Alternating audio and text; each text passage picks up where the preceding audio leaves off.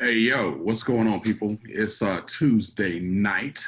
My name is Dave, as you know, and you are back with the brothers from the 818. It's been 7 days since we've been in this space with you, and a lot has happened in 7 days. But before we jump in that and into that space, let's bring in Caleb, my man. What's going on with you, bro? You out there? What's up, Dave? How you doing, man? Man, it's a rough day. It's a rough week. I got some stuff on my mind, man, and I'm trying to be upbeat like we normally do, but really, if we're gonna keep it real and raw, I just got some stuff I need to holler about. I want to check in though. I got some things that we can just chop it up about, but then I want to slice and dice some stuff up, and I'm telling you, it's gonna be a little rocky tonight. Well, I'll go ahead and say it, man. I'm not doing well. I'm not doing well. Um, it's kind of heavy, man. And I'm tired and I'm exhausted. From COVID to the number of police shootings to the division in this country to the political climate in this country. Um, and the lies after the lies, and I'm just not doing well, man. It's a bit too much for me, and this is not the country that I um, went to war for twice, and this is not the end result for those efforts and that commitment to this democracy. And so, I'm a little flat, man, and I'm just not doing well, man. And so, we always say that we keep it real, and I'm not putting on a happy face today, brother. I feel that. I feel that. The one I'm gonna throw one positive note, and then I'm gonna jump back into it. Last week when we talked, I said I was gonna holler at my brother. I did, and we had a great conversation. Not that we shouldn't. We haven't argued in years, but we had a real good conversation. Told him that we both need to do a little better at chopping it up and keeping in touch, and he agreed. And we've said that before. I think I'm trying to just make a conscious effort to be a little closer. And if that means a weekly phone call, if that meant a monthly phone call, that would put us in more conversations than we've been over the last few years. And I told him about the podcast. I said, hey, I want to get you on. I think you could offer some unique perspectives because you grew up with the same mama I did. But being 13 years older, there could be a whole different perspective there. And I told him about you and your brother. And he was like, "Yeah, I'm down. Let me know." So we're gonna put that in motion. All right, man.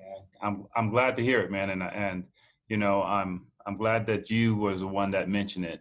Um, our brothers are in. I know my brother's in the '60s. I'm assuming your brother's in the '60s as well, right? And so this technology thing might be difficult for them to wrap their head around. Sitting in front of a camera and watching and staring into it. It might feel a little foreign to them, but it would be great if we could get them on Yeah, and just hear their perspectives, yeah, because I'm certain that it's different yeah. than ours. Absolutely, man. I laugh because we are a generation that grew up with we grew up and then the internet came, right? And although if you look back into it, the internet was around before we were, but the common usage of the internet didn't come around until the early '90s. His generation and our brother's generation, they were in their 30s, if not early 40s, when the internet came around, and things like text messaging and a quick conversation, and to actually be able to talk to someone and see them on the screen, that was Jetson stuff, sci-fi, this, that, and the other. And so, yeah, it'll be interesting to have that conversation to just talk about all that, and see where it goes. But it's going to take a couple pre-meets, right? We're going to have to, we got to bring them into the fold slowly, just so they will be comfortable when the actual session kicks off. Cool, brother. I'm looking forward to it. The other thing I want to mention, just because it was a big event that happened this week, we lost Chadwick Boseman. Yeah, I mean, So I believe that was Friday, this past Friday. Saturday morning, one of my sons came down. He was like, "Dad, we lost Black Panther." And I was like, well, Black Panther will be recast. We lost Chadwick Boseman. Let's talk about him, right? And so we did, giving some honor to the man. And I think he only did like 15 films. But, you know, what I really dug about Chadwick is that through media, through film, and really I'm referencing Black Panther, although he did Get On Up, he did, and that was about James Brown, he did the Jackie Robinson stories, so he did some phenomenal flicks in a short amount of time. But when he did Black Panther, it showed a youth, a nation of young Black people of a greatness that they could aspire to. And they lifted him up for it. And so Black Panther, the movie, kind of gave it was a hopeful gesture during the time. It's a kind of gesture that we kind of need right now. Although I'm not looking to a movie to make me feel better about what's going on in this country, but Black Panther was able to accomplish that then. Black Panther the movie.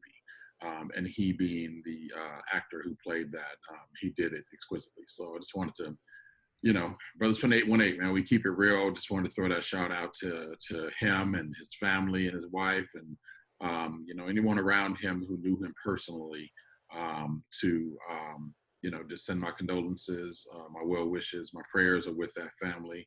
And for the rest of us, you know, we lost someone who showed us a ray of light. And, you know, hopefully we'll remember that when we need to. Yeah, man. I think it's a special talent that was lost too soon. When I think about the movies that he was in, um, he became those characters. You know, you no longer saw Chadwick and playing a character. He became those characters, and I think that is a special talent that a lot of actors try to achieve on stage or on screen. Um, and I was reading about Denzel Washington and how Denzel helped him go to a film school overseas, and his respect to them. I had people send me text messages and reach out and just tell me like they were in disbelief, almost like the Kobe Bryant death earlier this year, and the pouring out of love and respect for Chadwick is really a testament to who he was. He was dealing with this cancer privately. I had another friend of mine who was going through his own issues, but reflected on what Chadwick is going through, and he said, you know, I will now look at his life and how he dealt with adversity with so much humility, and try to live my life more like his. Right. And I just think that's a powerful statement, man. Yeah, I think it's especially for he died of colon cancer, and was fighting it for 4 years. Was diagnosed very young. It's a wake up call for a lot of us, especially Black men. You know, it's just not something that you want to go and even find out about, let alone you know, admit to people that, you know, that's a problem. But you know, public service announcement number one from the brothers from the 818: get yourself checked out. You know, early detection is always better for anything. And you know, I have a friend who got a colonoscopy recently, and I said, well, you know, how do you feel? She said, I remember rolling in there, and I remember waking up later. Everything else is just, I was just kind of out. And I was like, that's what's up. That's how you want to remember an experience like that. But you know, clean bill of health, and so forth and so on. Also, I have another friend who's going through the middle of a colon cancer battle, and she's doing well, but you know, it's real. And so get yourself checked out. Don't let those hidden things creep up on you. Hey man, I was gonna say, hey, keep my name out of your mouth, man. Why you talking about my business? But I keep it no secret, man. I'm 49 years old, or 49 years young, right? And um, you know, when I reached 45, I said, man, it's about that time. And I've been looking at that. I've been thinking about it. It's been in the back of my head for years, right? But it's something that is necessary. It's like going to the dentist. It's like going to the doctor and getting a checkup. For me, who um, um, I always say my wife's name almost always come up in every podcast. But I live with a medical health provider, and it's just something that is routine. We think about health. We talk about health. We talk about um, supplements. We talk about vitamins versus medication. We talk about going in and getting checked out. And so, it's not something that we talk enough about. And hopefully, that will be something else that we could add to Chadwick's legacy, that he has brought or raised awareness about colon cancer and the need for, just routine checks. Exactly. Wasn't even referencing you this time, bro. I got other friends, so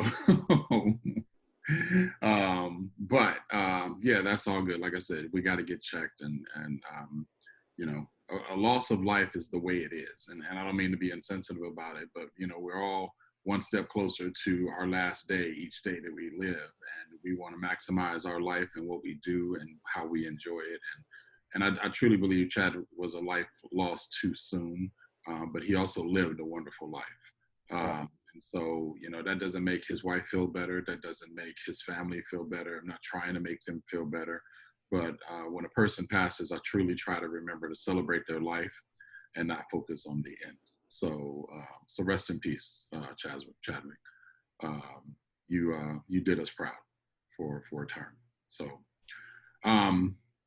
that's the end of my good news, man. And not that I shouldn't even said it like that. Not that Chadwick dying was good news, but that's the end of anything really positive I got to say for today. The rest of this, for me, we can go back and forth.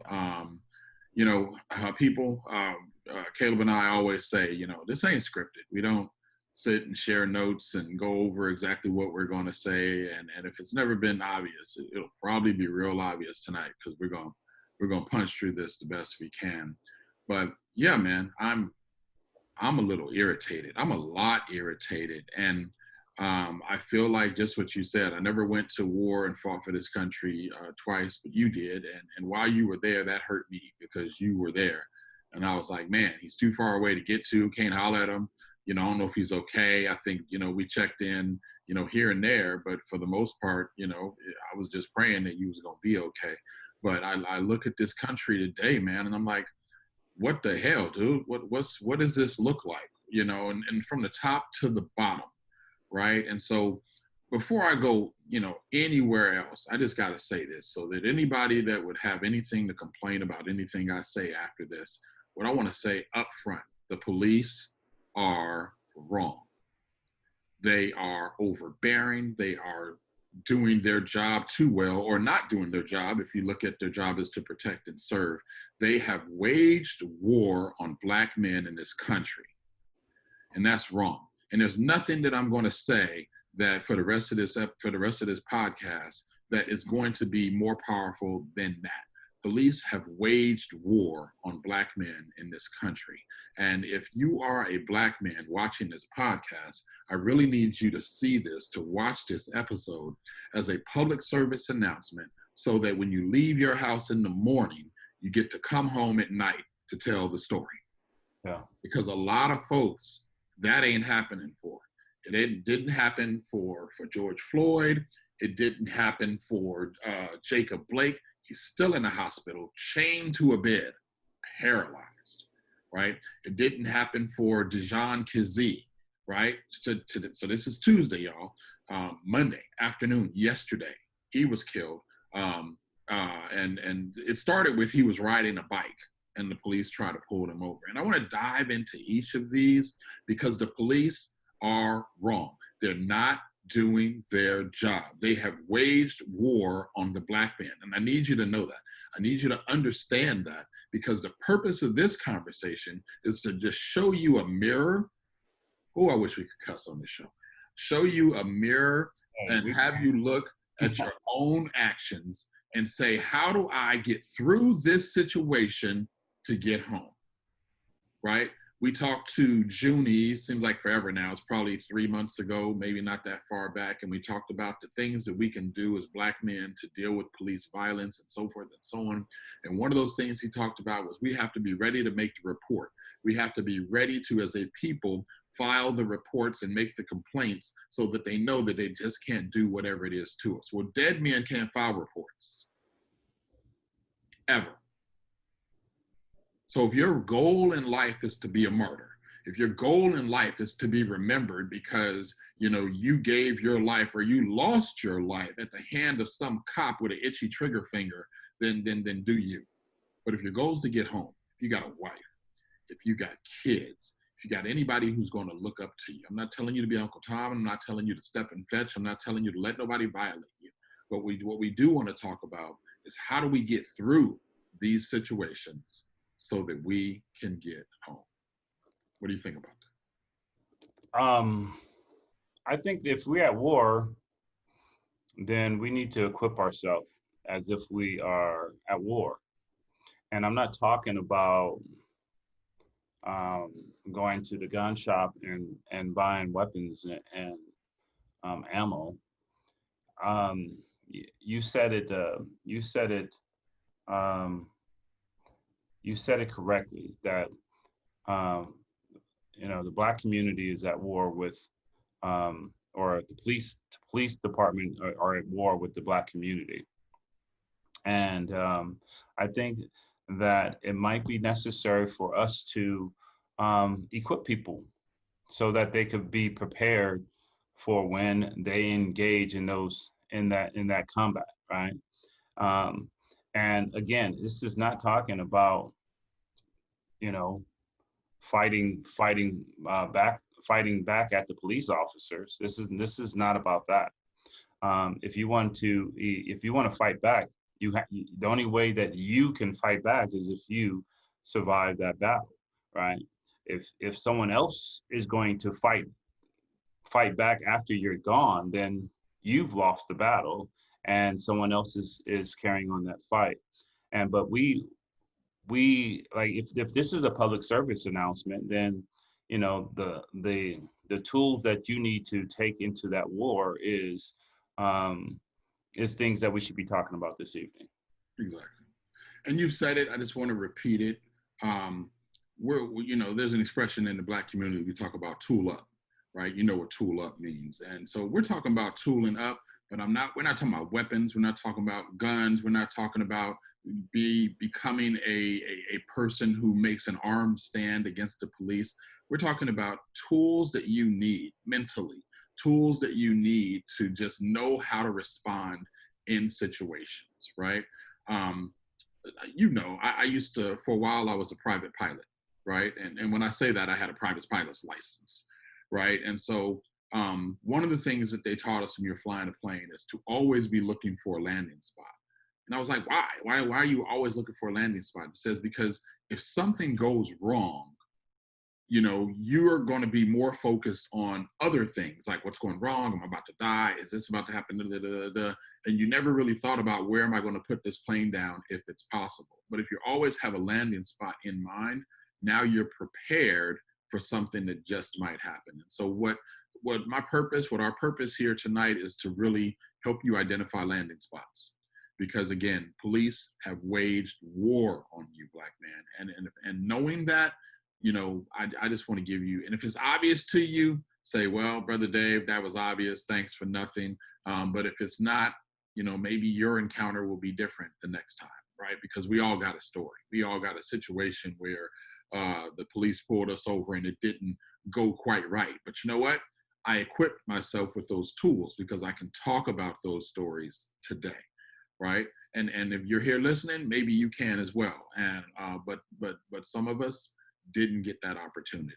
And so we want to talk about that. And we're going to talk about that bluntly with some of the more recent events that have occurred. Yeah, I think the police shootings are preventable actions, and I also think that they're preventable deaths. There is a climate in this country, and I will focus on the political climate first. and just say that, I think that our president is kind of reckless in the way that he talks and about these shootings. I think he's divisive. I think that he, in his rhetoric and maybe in his ideology, he fans the flames, and he encouraged the division. He encouraged the violence, um, and you know, um, he doesn't get a pass. He doesn't get a pass. And what they did at the Republican conference or national what I'm drawing a blank, the RNC, what they did is they painted a picture that isn't true to his 4 years in office. Um, they act as if he's done everything right, and I just don't see that. Um, and some of his rhetoric, some of the statements that comes out of his mouth, um, is inciting his followers to do things that is not helping this country. This is not makes me want to consider, like, where's my next step? Where am I going to jump to? Right? Not running away, but just electing to move, because I'm at some point that might become a reality for me and my family. If we say, hey, this is not the environment that we want to raise our children in. This is not the environment that we want to be subject to every day. Like I said, man, it's wearing on me. It's very heavy, and the political climate in this country, and the need for change, but no change is happening. It's exhausting. Yeah, no doubt, no doubt. And I think we were talking earlier, and just that point really came up, that I'm just tired, man. I'm tired of every time I turn around, something else goes on. Um, Last week, I kind of casually mentioned Jacob Blake, and you know, I own that, but today I'm not being very casual about it. But you know what? You started with President Trump, so you mentioned him being reckless and so forth and so on. One of the things that he's said since the RNC, he's pointed to a lot of the domestic disturbance in the areas that have occurred as Democrat-run cities, and it's the Democrats' problem that all of this is going on, and that they can't control their people, right? And so I just kind of looked at him like, you're the president, and you're a national president, yes, but you're on a world stage. Right. Their people are your people, right? And then just yesterday, so he was on Fox News with Laura Ingraham, and he was talking about the situation that occurred with Jacob Blake, the gentleman who was getting in his car and got shot 7 times in the back. And he said, sometimes they choke, they being the police officers. He said they do thousands of wonderful things every day, but we choose to highlight the one mistake they make. Sometimes they choke. It's like a golfer missing a putt that he should have done right. It's not that big of a deal. And I was like, did you say that? Really? Is this, and what are you going to say when someone calls you on it? Because someone's going to call him on it, and what he's going to say, oh, it's the fake news. You misunderstood my words. No, I said what you said, right? And this is the political climate. I saw another report that said that after the RNC, the polls suggest that more Black people are going to vote for him. I'm like, where did that come from? Right? How can anyone, white, Black, otherwise, in their right mind, anyone who understands what's right and wrong, anyone who thinks justice is a good thing, how can they look, or decency, simple human decency is a necessary thing, can look at Trump and say he's the person to lead us for the next 4 years? Wow. I saw the. I want to go back. I want to go back to that point, but I'm gonna go even further back to his golf reference, because I'm a golfer, and when I miss a putt on a golf course, right, nobody's losing their life, right? When I hit a ball out of play, right, it doesn't. No reports are going to that family members and that someone has lost a loved one, right? And so I think that President Trump minimizes so much that in so much that he's responsible for. He takes credit for what he believes is the good, and reflects and deflects on everything else. This is his presidency. This is his country, right? And when he talks about democratic states or democratic cities, people need to take notice, man. This is America. He's the American president, right? He's the president of the United States, and it's just divisive it's just divisive and political the way that he attacks uh, um, other politicians, even Republicans that do not side with him, private citizens, business owners, entertainers, and so forth, and athletes, and so forth and so on, right? Mm-hmm. Again, I find it to be so reckless. And, when we started doing this podcast, we talked about just expectations. My expectations for the president is for him to be a leader, for him to show up, for him to make critical decisions, to use critical thinking, to be a man of character and honor, right? And I just don't see that in his presidency. Yeah, you're right. And you mentioned the word show up. I think the mayor, and I'm gonna say the name wrong. I think it's Kenosha, where in Wisconsin, where all of that went down. The mayor requested that Trump not come. Said, "Do not come here because you're decisive. You're divisive. We don't believe you're going to represent the common interests of what's going on here, and we would prefer you not to come." And he basically like, "No, I'm coming because I've received word from personal citizens that they want my presence to bring back order to the town, et cetera, et cetera, et cetera." I'm like, man, the more I think about him, the more, his presence as president bothers me. And you know, it is what it is. And I just pray that people get out there and vote. I pray that people exercise their right. And even those who are like, I just don't want Biden, or, we don't need a woman vice president, and so I'm against Kamala.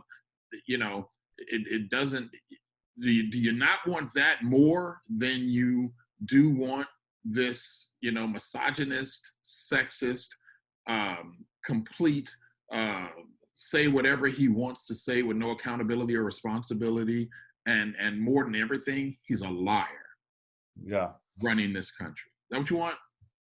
He's a misogynist. He's a sexist. He's a liar. He's a racist. He's a bigot. He's a elitist.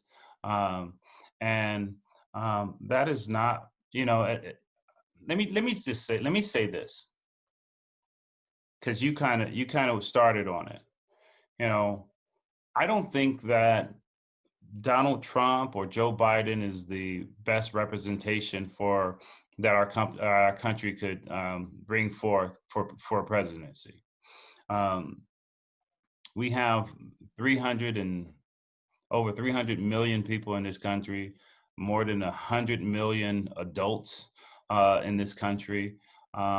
We have scholars and educators. We have scientists and engineers. We have doctors and businessmen, and we have politicians. And I'm not crazy about Joe Biden.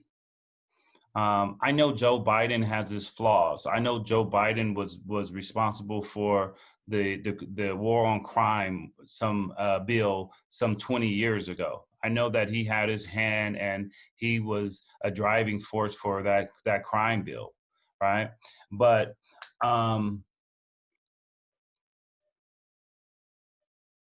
Joe Biden versus Donald Trump today, the president that has, I'm maybe I'm just dealing with recency bias. I saw Joe Biden as the vice president of President Obama. And, you know, President Obama, he wasn't perfect either, right? And I was having this discussion with some friends of mine, and they were talking about how bad this political system is. And I agree, the political system needs to be reformed, but that's not going to happen before this election. They were talking about, is this the best that we could bring forth? No, I don't believe that's so. But in this election, Bernie Sanders is not going to be elected, right? Kanye West is not going to be elected, right? President Obama, he's not coming back, right? What we have to choose from is Joe Biden or what we've seen President Trump do for the last 4 years, and he's going to just ramp it up even worse if he's reelected. And you know, my commitment to myself was that I would speak honestly and candidly and be transparent as to how I feel about President Trump. And I want to call him out for the things that is indisputable. He's a liar. I believe he's a racist. I believe he's a bigot. I believe he's an elitist, right? I believe that he is a misogynist and a sexist. And that does not represent me, and that is not what I want representing my country. Right there with you. The other piece that has come out of just that piece, and we haven't even got to the stuff that really has me on fire tonight, but I was speaking with a friend maybe a month ago, and I think I even shared it on this podcast that, you know, I was like, I just don't like politicians. I don't like politicians. And she was like, then you should be the politician that you want to see. And since then, it's just been swimming in my head. Like, you know, do I have a future in politics? Is this an avenue I really want to go? And so I talked to her again recently, and she was like, I'm just letting you know the wheels are already in motion. Whatever you're going to do is what you're going to do. But you got to remember, there's a bigger picture and a bigger plan. And if the wheels are in motion for you to be in this political game, that's already done, right? And so you just have to do your part. So whatever you decide is whatever you decide. But just so you know, I'm putting it out there that you should run for something. I'm not saying you should run for president today. What I am saying is, you know, start on city council, start, you know, and see what you can do. You always talk about you want to see stuff different. You're eloquent. You can speak your mind. You're not afraid to voice your opinions.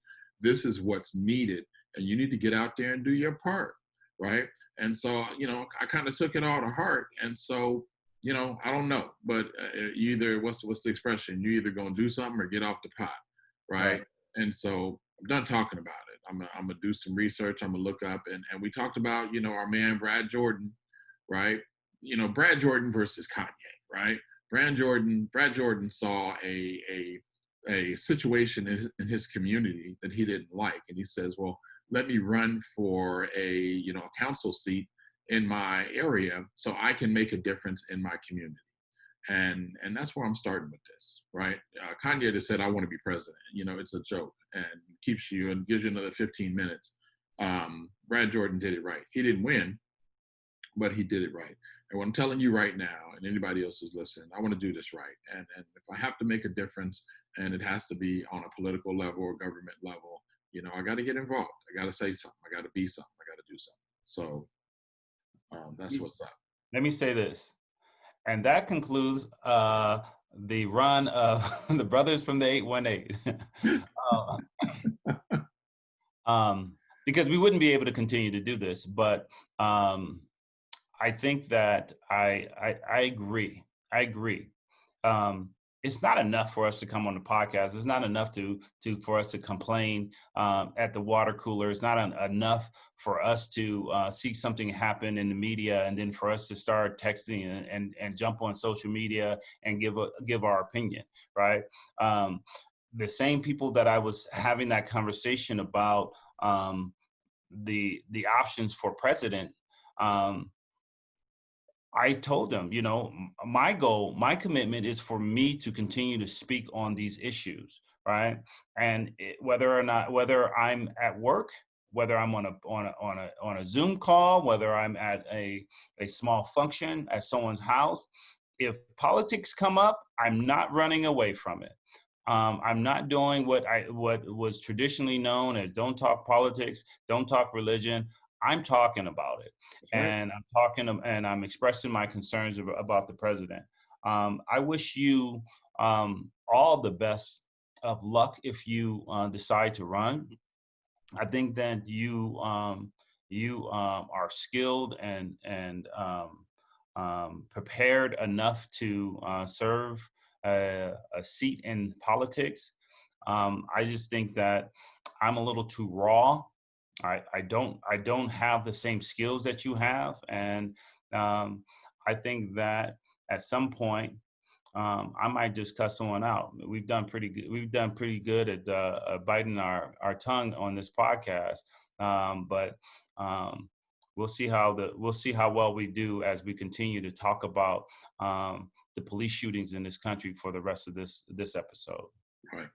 And then, also consider, so, my career or where politics could take me could be on the sidelines as the person, maybe Brothers from the 818 turns into, or doesn't turn into, but jumps onto that forum where now we're talking to the politicians, Yeah. right? Where maybe we're that real and raw that's giving them an opportunity to really, speak on it. You go to Fox News for this, you go here for that, you go to Brothers from the 818 because, you're going to get grilled a little bit and we're going to really see what's going on.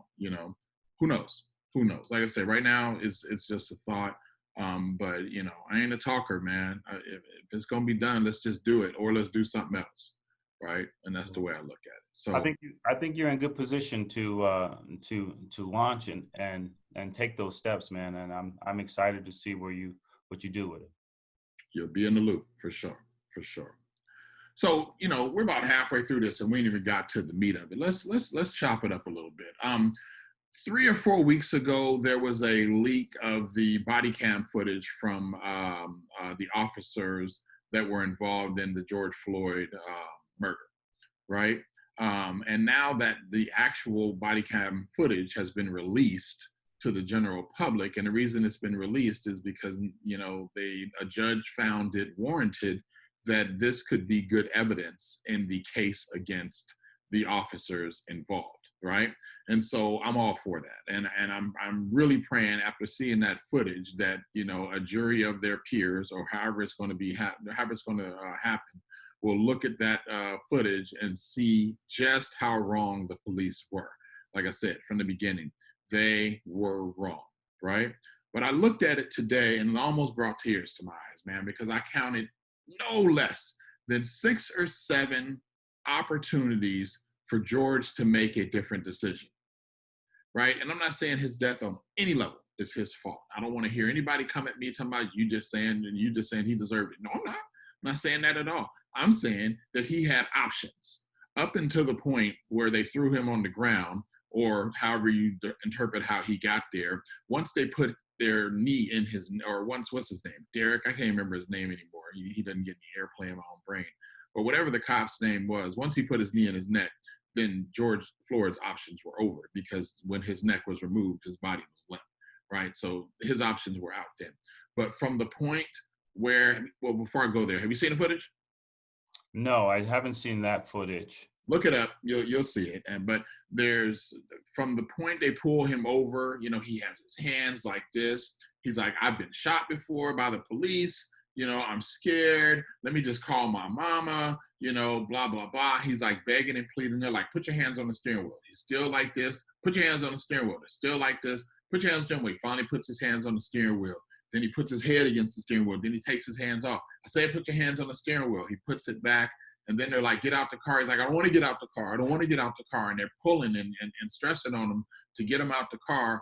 Finally, he gets out the car. They cuff him. He's like, I'm claustrophobic. You can't just cuff me like that. I didn't do nothing. And he's not resisting, but he's just talking, going on and over again. It looks to me, and I'm going to say it, when he was walking, that he collapsed to the ground, right? Like you would do with your 4-year-old who says, I don't want to walk, and they don't want to throw their tantrum, they will just drop. And George Floyd was a big old boy, right? So, and no disrespect to him, I'm just saying he has some mass about him. And so when he's dropped to the ground. Now they're trying to lift him back up, and they're trying to get him in the car. And again, he was not resisting, but he wasn't doing what they told him to do either. And some would say, well, he was afraid. I get that he was afraid. When the plane stopped flying and I was on when the propeller stopped spinning, I became very afraid. But I was like, afraid isn't going to help me live, right? Afraid means that I'm about to lose control and everything I love and dream about is about to be over. I need to remember that I just found a landing spot 3 minutes ago and be focused about making my way back there. At the end, he was calling his mama, "Mama, I love you." You know, he was reaching out. It was sad. But I thought of all the moments during that interaction where he could have chose something different and it would not have ended up with him on the ground with a knee in his neck. Let me play devil's advocate. So if that was me, you want me to be soft? You want me to lay down? You want me to be a punk? Nope. Don't want you to be a punk at all. I don't want anybody to be a punk. Not at all. But if a cop pulls you over and he says, he's gonna be looking at your license, you know, Mr. Last Name, I need you to put your hands on the wheel. I want you to put your hands on the wheel. And I'm talking to you, right? I want you to put your hands on the wheel, because if that's what he's telling you to do, he got the gun, right?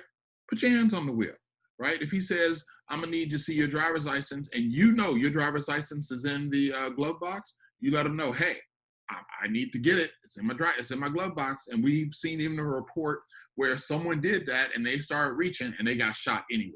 So I'm not saying there's even a guarantee, but whenever, most of the time, my registration's in my glove box. When I get pulled over and they're like, we need to see a registration, both hands on the wheel, don't move. Let them know, hey, I need to get it out my glove box. Is that okay? And they're like, yeah, be careful. And I start reaching and you see it. They step back, they put a hand on their hip, and they're waiting to see anything out of the ordinary. And I make very slow, deliberate moves. I grab a piece of paper, I hold it with my hand like this, right? So they can see, and so forth and so on. I don't think that's being a punk. I think that is tooling up to make sure that you're doing your part to make sure you leave. And so when they said, hey, get out the car, get out the car. Right now, if they're snatching you and hitting you with billy clubs and you're trying to defend yourself, that's a whole nother scenario. But that wasn't the case, right? They were trying to grab him by the arm and he was pulling away and so forth and so on. And even when they cuffed him and started walking, again, look at the video for yourself. You can tell me, or anybody who saw the video can give me your thoughts on it. But it looked to me like he just dropped to the ground. Like he was like, I'm not going, I'm just going to drop to the ground. None of that meant that he deserved to die. I got to be clear on that. None of that meant that. But my point of it is, had he been more compliant, would we be talking about George Floyd today? Yeah, we're talking about preventable actions and preventable deaths, right? And I was playing a devil's advocate, and I'm not sure if I'm done, but I could tell you that there's been times in which I've been pulled over, and we're talking 10 years ago, right? And the police pull me over, and I'm roll down my window, and I look up and like, what you pull me over for? Sir, license and registration. No, I'm not giving you my license and registration. I want to know what you pulled me over for, right? It was a different climate then, right? And today, I probably would not. In fact, I will change my statement and say I would not respond that way.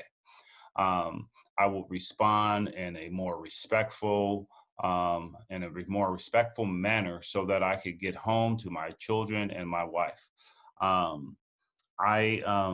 So let me play devil's advocate again and just say, man, I grew up in an 818, man. I'm not afraid of no police. I'm not afraid of getting shot. I'm not afraid of, I'm going to speak my mind, man. These police put on pants one leg at a time, just like me, man. They need to respect me. They're in the business to serve and protect, right? So why should I have to succumb to all of that disrespect and unjust harassment and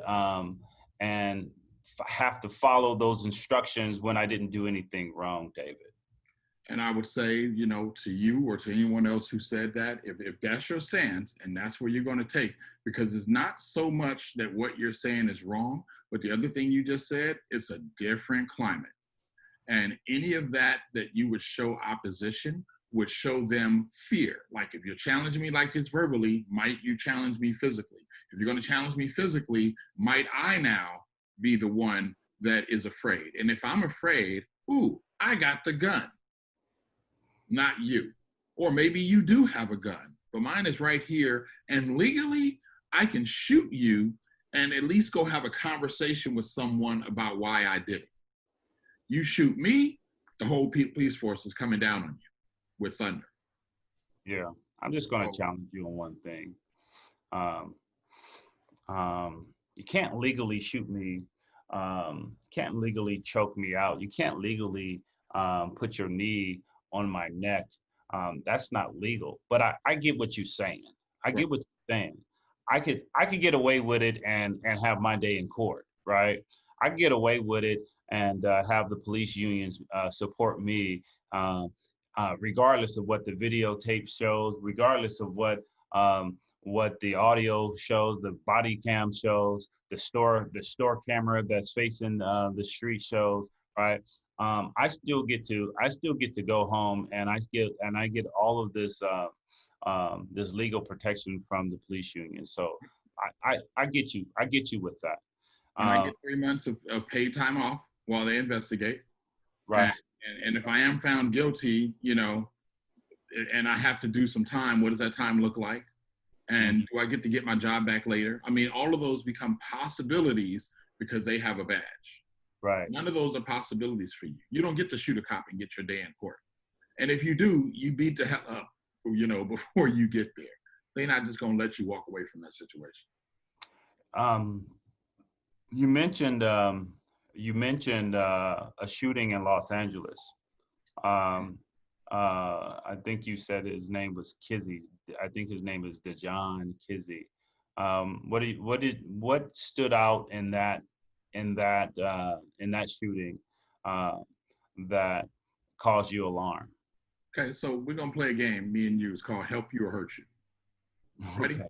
So Right. I'm gonna give you a scenario. I just want you to say that helped me or that hurt me. Okay? You with me? All right, man. Let's play this game. Let's play. Okay, so you're riding your bike down the street, you know, middle of the afternoon in Los Angeles. Help you or hurt Wait. you? I don't know.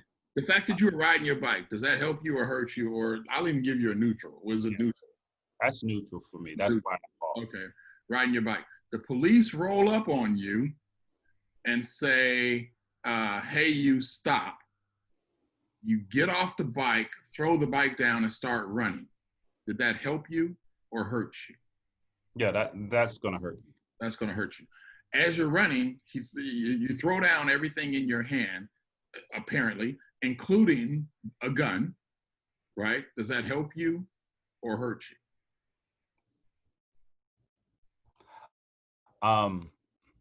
That should help me if I throw down my gun, right?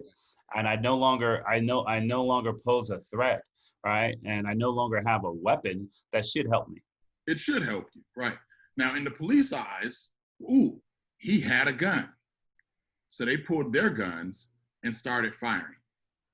Not once, not twice, but 20 times. Wow. Killing Dejon Kizzy. Yeah. Unarmed man, he threw his gun down. Right? Again, police, wrong. Wage war on black men. Right? So there was no reason for them to dump 20 times on him as he's running away, and he's already dropped his weapon, right? But what if, let's just throw caution to the wind, Dejon Kizzy had, when they pulled him over, he just stopped. Right, he's on a bike, right? It doesn't state that he had a warrant, right? And maybe they would have given him a ticket and said, "Hey, man, you can't ride your bike in the streets like that. You need a helmet or whatever else they might challenge him with." or maybe he's a gang affiliated. Maybe he did have a warrant, um, and that was part of his historical record. He was in and out of jail, and they knew him, right? Yep. Maybe that will come out. I'm somewhat familiar with the story, um, but what stands out to me in that shooting is not that he had a gun, is that he was no longer a threat when he threw his gun down, right? That's what stands out to me. Where's Absolutely. the risk? Where's the threat if the suspect drops the weapon? Right. And as true as that is, here's my point. He might have gotten a ticket. He might have gotten a gun charge. He might be sitting in jail tonight, pissed off because there we go, I'm a black man. They didn't even have a reason to roll up on me, but they did, and now I'm in jail because I was holding a gun. Right? That could be his reality. He's dead. He's dead. Right? And I know nothing about his family, but as he was coming up, or anyone who loves him, or I know my mama taught me some rules growing up about how to deal with authority and cops and situations like that, and what to do, and so forth and so on. And I know they're mad and they're hot, and if it was my family, I'd be mad and hot, and if it was me, my family would be mad and hot, given the exact same scenarios, because the bottom line is the cops are waging war, right? But if you know, Caleb, that you are hunted from the moment you walk out your door, and your only sense of safety, because they'll come up in your house and get you too, your only sense of safety is finishing your day and getting back home, what would you do different to make sure that would happen? Are Right. you willing to swallow a little bit extra so you can sleep in bed next to your wife at night? Are you willing to possibly do something that doesn't make you feel as strong as you should have, so that you can hug your daughter and your son goodnight? Right, man. I'm thinking about it, man. I'm from the 818, but and I'm from Pacoima. Maybe I need to be from the 818, from closer to the 101, right? And closer to Woodland Hills, man. I need to be that 818, right? I need to respond. I need to respond like that guy. Right. Um, man, you made me laugh, man. I've been tight-lipped the entire episode. Um, um, I think what we're talking about is that public service announcement, man. We're talking about um, how to prepare for this battle, right? How to put some tools in your toolbox to prepare for the war that is being waged on the streets. Right. America's police force, they do a terrible job at dealing with or considering escalation of force, right? And I think that's the case with Kazee. I think that's the case with Blake. Um, if they saw something of concern, if they saw a weapon, if they thought there was a weapon in this clothes that Kazee had, if they thought there was a knife, or if there was a knife um, in the floorboard, or even in the vehicle with Blake, right? All right, there was a weapon that was dropped on the street. There's a knife in the car, right? It doesn't mean that you get to shoot someone to death, right? Where's the threat? In the military, we use escalation of force, and I think like our law enforcement, um, which is a militarized uh, um, civil service, is they need to use a proper use of escalation of force. Escalation of force is used to protect oneself against a threat, right? And in the military, it was um, um, shout, show, shove if you're in close proximity, like in a crowd, shove someone away from you to kind of create some space, and then shoot, right? If you thought that your life was at risk. So it was shout, Sure. show, shove, and then shoot. Um, but and sometimes those things happen simultaneously as well. You know, sometimes things are happening so fast that you have to respond, or you might even skip a step, right? But with all of my military experience and with the amount of training that I have with a weapon, I know if a person has a knife and I have a gun, and I have, you know, 10 feet between me and that person, and I have a gun and that person has a knife, I'm probably going to do okay, right? Um, and if a person drops their weapon and is moving away from me, then that threat is significantly diminished, right? And I think like these killings, these killings are happening um, unnecessarily, and they're preventable. But I don't. And I think that we as a country need to take a closer look at our police forcing, right? We need to take a closer look at our policies. We need to take a closer look at like psyches evaluations. We need to take a closer look at social media postings, right? Like that guy that decided to pick up his long rifle and shoot a protester, right? Uh, it's my understanding that he wanted to be a police officer. Those things with social media available now, um, police forces need to take a closer look at that. They need to do more um, a training around bias, and they need to do more training or raise awareness about racial differences and cultural differences. All of those things need to happen, including, I believe, escalation of force. There's no reason for any police officer to fire a weapon if someone is running away from them. Um, I can't think of any reason why police would fire a weapon if someone is running away from them, unless they maybe if they're on America's Most Wanted, right? And they need to take this person down, because if he gets away, he's gonna run into his basement and push a button and blow up half of the city. Maybe, right? Maybe. Or they're running into a crowd or running into someone where they could potentially do them harm and so forth and so on. But, you know, I know part of this is devil's advocate. Part of it is just, like I said, this is unscripted. I have to be clear, Caleb. I'm not talking about what we need to do with the police. Police need a lot of reform. But just like you said with the election, police aren't going to be reformed tomorrow. We can start tomorrow. We can start today, right? And produce a different class of police officers that are going to be better equipped and better and more capable to handle a situation. I'm acknowledging the foul nature of the police force in general. I'm acknowledging that that war has been waged against Black men in this country. And since we know that they are foul, since we know that they're wrong, since we know that they've waged war, my message is to the Black man. How do we get back home? Knowing that all of that is a possibility, right?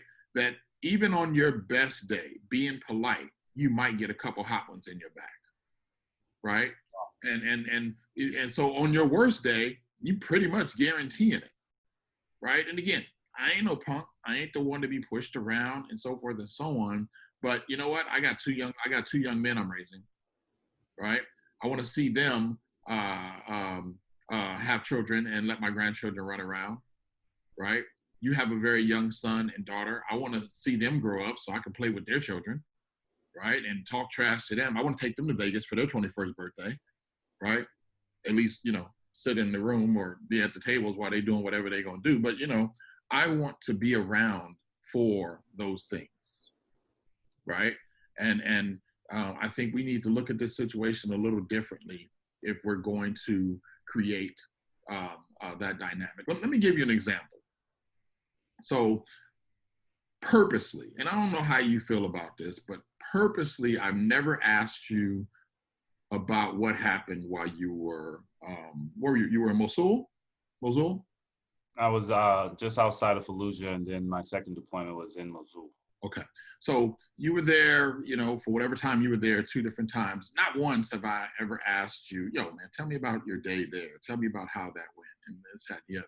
You know, I don't know what war is like. I don't know how you felt over there. I know that anytime, and I know a lot about what happened because I've been present while you talked about it or you shared different stories with me. But to me, that's your story to share if you're comfortable sharing versus me inquiring. And because we're as close as we are, I know a lot, right? You've shared with me a lot of things that have gone on. So I appreciate that. But, from where you were stationed, right? Was there ever an opportunity where you had to, as a group, travel from one location to another to get supplies or to pick up more people or to do something that commonly wouldn't be considered a war thing, but this was just your job where the task that needed to be handled on that day? Did that situation ever occur? Um, got a simple answer for you. I always had my weapon. I always had ammo. When I traveled outside the wire, I usually had more than one weapon on me because I was an officer. I had a handgun and an automatic. And so, yeah, I think that the simple answer to your question is yes, I was ready for whatever. Now, was it just you by yourself or you and your crew? Was it two, Uh, three, nine? no, we usually, if I was traveling outside the wire, we were moving in a convoy. Okay. And so there was um, 20, 4 or 5 vehicles, maybe even more. Okay. So 4 or 5 vehicles, 20 cats. You're the officer, so you're the only one with a weapon. Everybody else is just chilling. No, everybody is locked and loaded. We got people in the turrets, and then we're ready for something big to jump off. Because you're at war, right? And going outside the wire, even though you're not doing anything, and I'm not showing any disrespect to the military, and so anybody who wants to come at me, remember, this is my best friend I'm talking to. You weren't doing anything war-y, like you weren't gearing up to go battle. You were just trying to go to one destination and come back, right? Wait a second. Let me clarify this. We were gearing up to go battle if the battle came to us, right? Granted, We were absolutely. prepared, right? I'm We saying, knew that we were in a war zone, and so we were always ready to battle. right. But we wasn't going out of our way looking for trouble if that's what you're trying to get at. No, I'm talking about the movies. So you watch the movies, you hear the siren go off, everybody goes and they put their boots on, they grab their weapons, everybody go, and they're going to stand the line. They're going to defend a position. They're going to, at the end of the day, there will be some bullets shot because they're going to engage the enemy. That's what I'm talking about. I'm not talking about the trip where you were going to engage the enemy. I'm talking about, did you ever just have to go get supplies? Did you ever have to leave because you needed to go get something from one location and bring it back? Yeah, and And even on those missions, 20 deep, 4 or 5 convoys, everybody is strapped up, tooled up, prepared because you are in a war zone.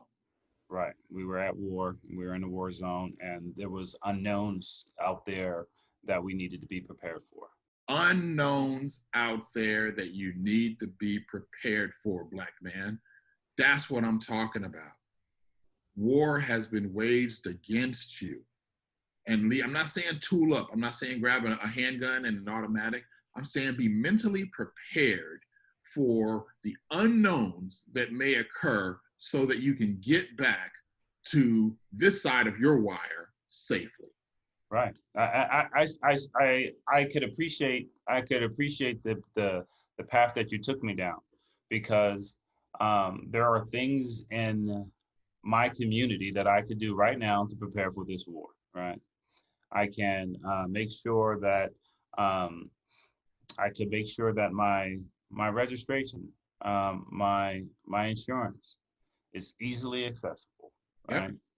I can make sure that when if not when if I get pulled over, right? I am teaching myself. I'm preparing myself to put my hands on the steering wheel, right? There are things that I could do to um, calm myself in that situation, and maybe just breathe and count backwards, count down, count up, right? There are things that I could do if I engage in if I am forced to engage with a police officer um, on the side of the road or in front of my house, right? Or in the community, right?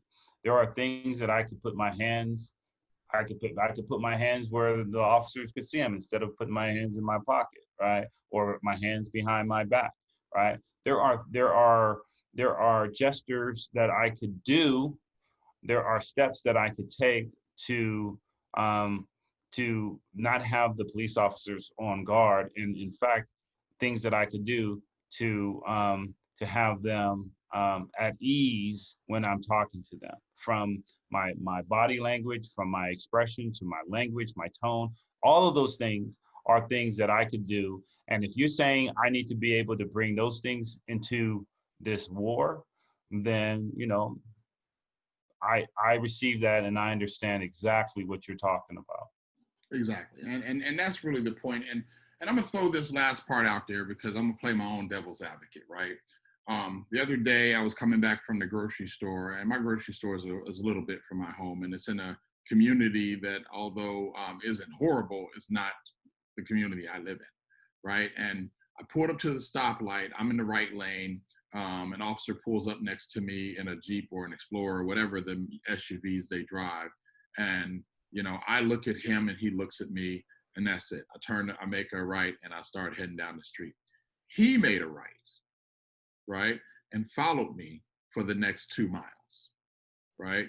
And I know he was running my plate. I know that, he was looking at it like, who is this guy and why is he driving this car and this, that, and the other. And at some point, he became satisfied with all the data that he couldn't find or found and turned off. And I was saying to myself, if he crosses this next street with me, I'm pulling over and rolling the window down, be like, can I help you? Blah, blah, blah. What's going on? Why are you following me? Right. Right. And he turned off. Now, would I have done that? I don't know.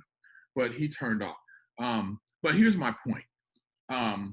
Not only is your registration in a convenient place, but is your registration up to date, right? Your wallet and or driver's license is somewhere convenient where it doesn't take an act of aggression to get it. But do you have a license, right?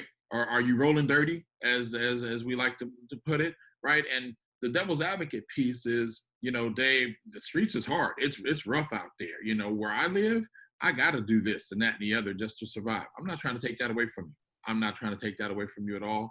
I get it. I know that there is a whole lot of areas out there that it's not even safe to walk down the street in your own community, and you're more worried about your own people than anybody else. I get it.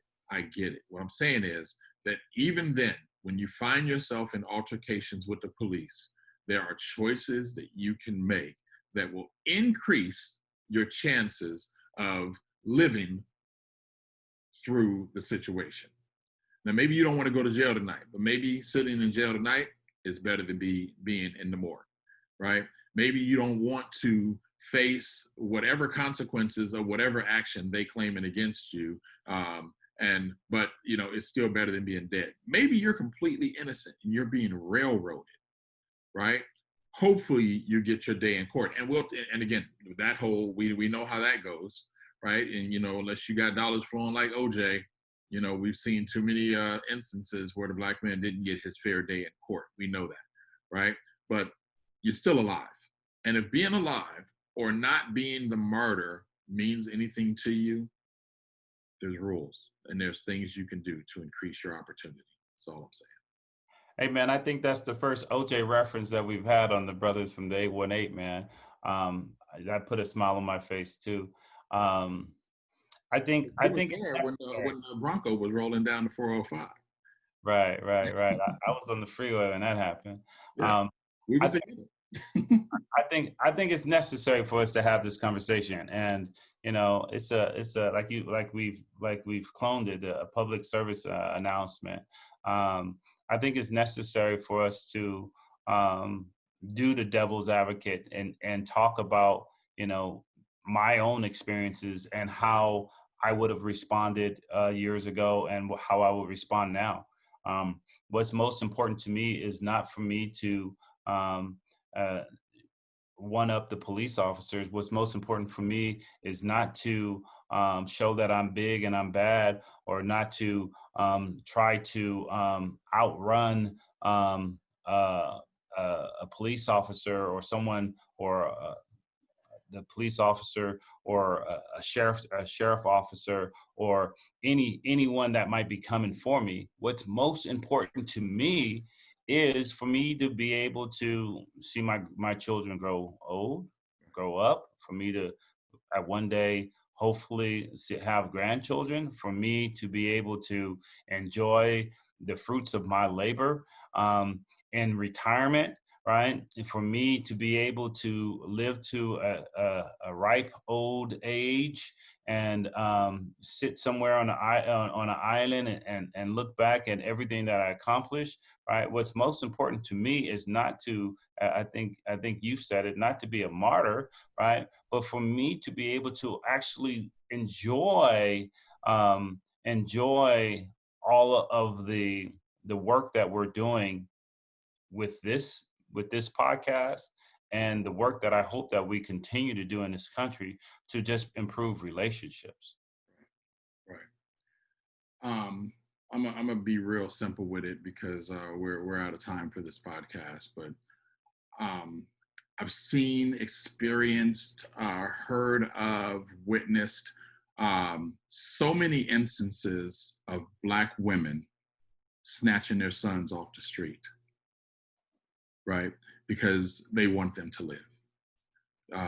Mama, you don't understand. I ain't got to understand. They grab their son by the scruff of the neck, no matter how big they are, and they drag them home, and they cussing them out the whole way. And the only reason they do it is because they don't want their baby, right? Because you're going to be your mama's baby no matter how old you are. They don't want their baby caught up in that mess. Now, Black man, I'm not your mom. I'm not your daddy.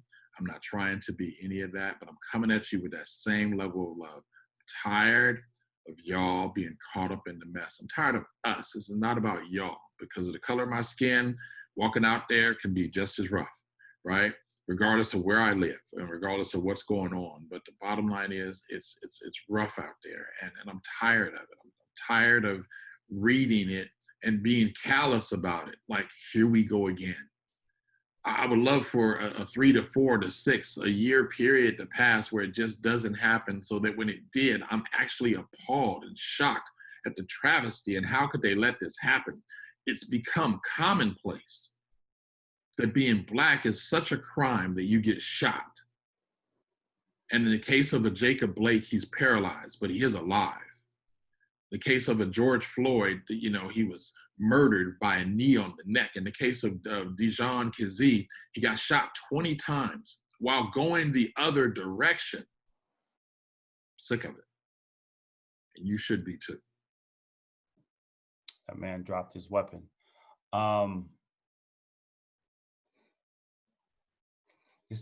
This is heavy, man. This is heavy. And I know we're out of time. I want to just say that don't just be a spectator to our audience. Don't just be a spectator and watch and wonder, when are things going to change? You got to be about the change. I'm not saying that everyone needs to be in every protest. I'm not saying that everyone needs to run for office. I'm not saying that everyone needs to call their congressman. I'm saying figure out what feels right for you, but do something. Don't just sit idle. That's not going to ever help the cause. And call people out on things. Donald Trump is not all wrong, right? Everything that the man has done hasn't. Some of it is to my benefit. At this point, it's kind of hard for me to see it because of how the scales are weighed, right? I think it's more detrimental than it's beneficial, right? But I can't say that he's all wrong, right? But engage in smart and respectful conversations. And the elections are coming up. And because that conversation that you have with a Democrat or a Republican, someone on the fence, might tip their vote. And don't assume that someone is unreachable, right?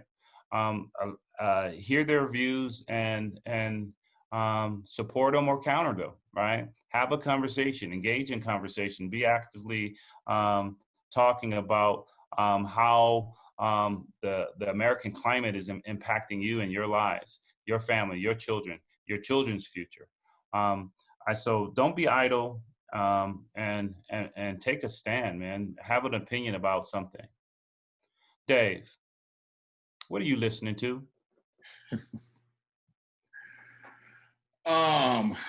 This week, had to turn off the music, man. I went back to my speeches library from Malcolm X, and I've been engaged with a lot of his words, looking, and I haven't found it honestly, looking for comfort, looking for something that's going to make me feel better about this entire environment, and I haven't found it yet. His words to me are soothing, but I haven't found the right speech, and I got a lot of them. I haven't found the right speech that's going to kick me back over to a side of feeling some sense of positivity. He's not waging me to war.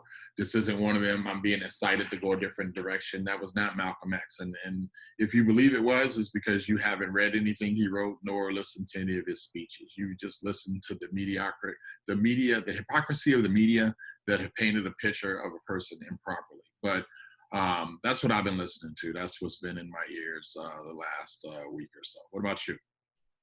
Man, I didn't share, or I guess I did share. Last podcast, I wasn't at home. I was on the road.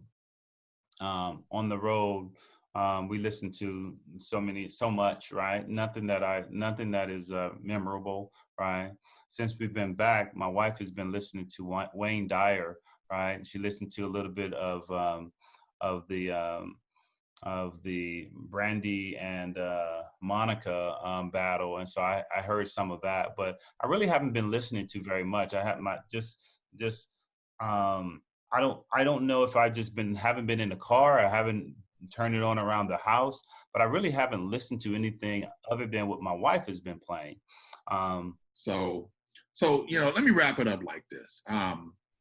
Public service announcement: protect yourself, Black man. Be equipped for any interactions you may have.